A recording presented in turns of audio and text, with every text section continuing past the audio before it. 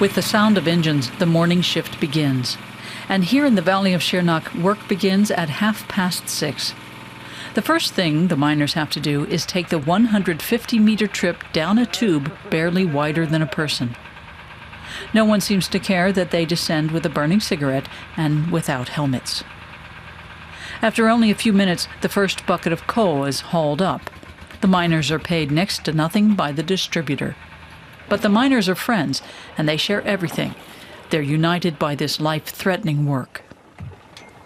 Here, the foreman, Burhan Javlak, has managed to find a helmet, but only because of our camera. It looks like a suicide mission, but they won't allow themselves to be afraid.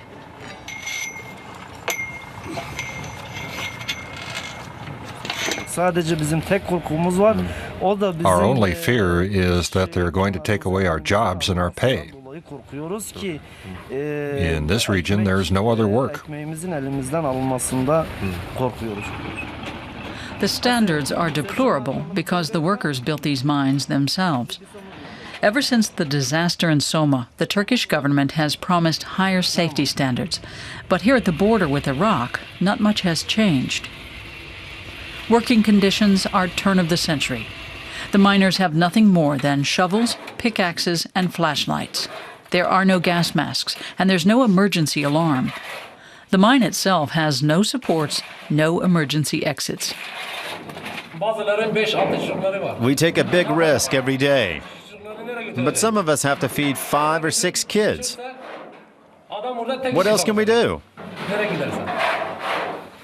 The work lasts at least 8 hours, while the hourly rate is a mere €2. And of course, they're not insured.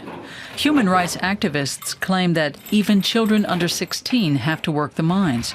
But at least for today, it seems that none are around.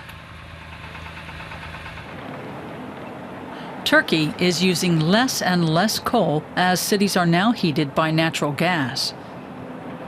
Consequently, the coal prices are in free fall. Around the quarries, the landscape is ruined.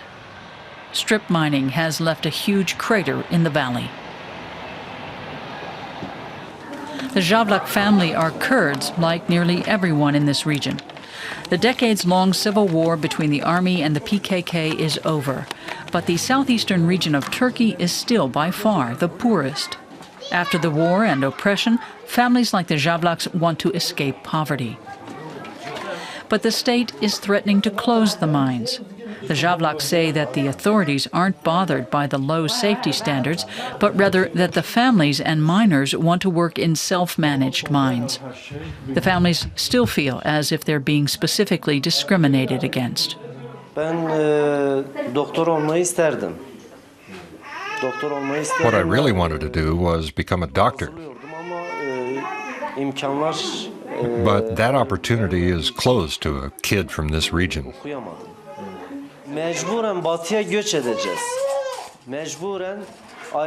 And if the mines were to close, then I'd have to take my family to Western Turkey to look for work, just like lots of other people have had to.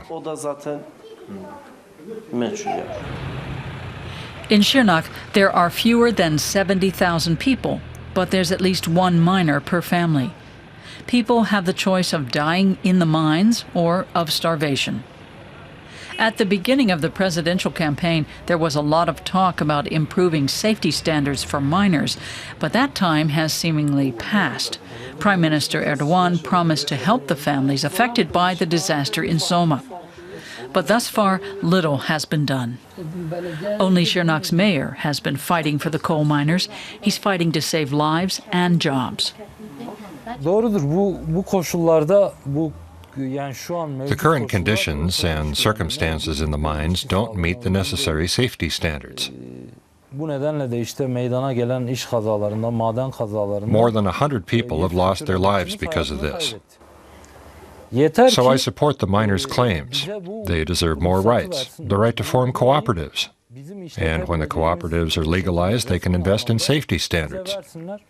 Then the workers will also have to be insured.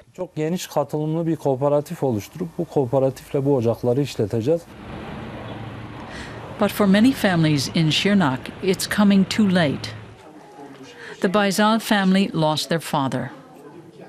Ali Baizal, his brother and a friend, died in another mine at the end of May due to gas poisoning. It left his widow, Belkis Baizal, with 6 children. Now the family feels completely alone.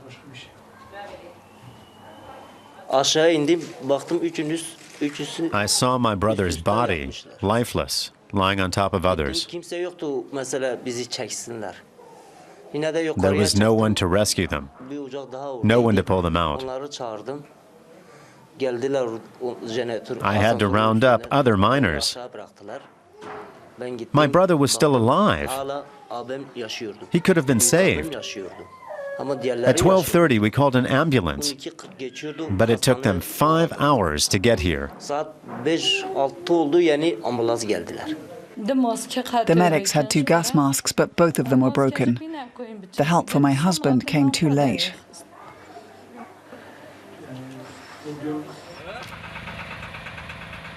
It all starts again the next morning.